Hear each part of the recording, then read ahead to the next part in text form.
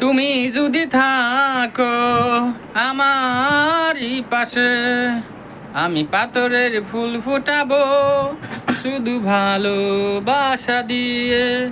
আমি সাগরের ঢেউ থামাবো শুধু ভালোবাসা দিয়ে।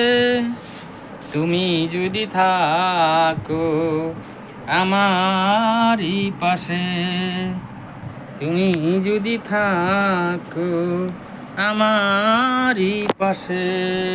ধন্যবাদ বন্ধুরা। আজকে আলহামদুলিল্লাহ সৌদি চাঁদ দেখা গেছে। ইনশাল্লাহ আমাদের আরও একটি রোজা আছে। আগামীকাল আমাদের শেষ রমজান, মাহের রমজানের শেষ রমজান। আমরা সবাই সুস্থ সুন্দরভাবে রমজান শেষ করব। আল্লাহ পাক রব্বুল আলামিনের কাছে শুকর আলহামদুলিল্লাহ। এর জন্যই যে সৌদির সঙ্গে আমাদের তাল মিলিয়ে রোজা রাখতে হয় এবং ঈদ করতে হয়।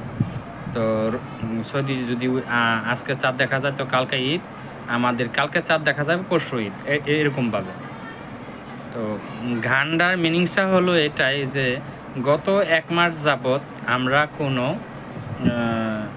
ওরকম দুষ্টামি ফাজলামি করতে পারি নাই, আল্লাহর ইবাদত বন্দেগী করছি। ওইটাই আমাদের জীবনে সবচাইতে বেস্ট পবিত্র এবং আমাদের ঈমান আমলের একটা জোর এবং আমাদের আল্লাহ পাক রব্বুল আলামিনের কাছে চাওয়া পাওয়া অনেক কিছু থাকে। আমরা ওদিক দিয়ে অনেক হ্যাপি, অনেক ভালো। আর এই গান আমাদের জন্য প্রযোজ্য না, তাই আগে গানটা গেয়ে আপনাদেরকে শোনাইলাম এই কারণেই যে আমরা মুসলিম উম্মা যারা আছি আমাদের জন্য কোনো গান, কোনো শব্দ, কোনো আওয়াজ, কোনো মিউজিক আমাদের খোরাক হতে পারে না। আমাদের খোরাক হবে কোরআন তেলাওয়াত। আমাদের খোরাক কোরআন তেলাওয়াত। যেরকম আমাদের দিন ইসলাম, আমরা মুসলিম, আমাদের সমাজ অনুযায়ী চলতে হবে। এটাই হয়েছে কি সবচেয়ে বড় কথা। আর আমরা এই রোজা শেষ হলে কি করি, সেই আগের জীবনে ফিরে যাই। সেই নাচ, আনন্দ, গান গাওয়া, কত কিছু। আমরা ফেসবুক চালাই, ফেসবুক আমাকে ধন্যবাদ জানাই যে এত সুন্দর একটা মিডিয়া দিছে যে আমরা সব কিছু এখানে খুলে বলতে পারি অনায়াসে, নির্দ্বিধায়। এখানে কোনো ইখতিয়ার নাই আমাদের যে একজনে কি বলো না বলো এটা নিয়ে প্রতিবাদ করব।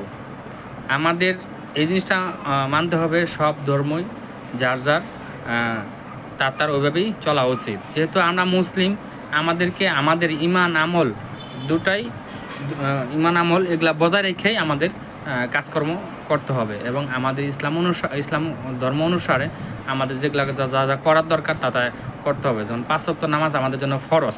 5 ওয়াক্ত নামাজ পড়তে আমার মনে হয় না যে 1.5 ঘন্টা সময় যায়।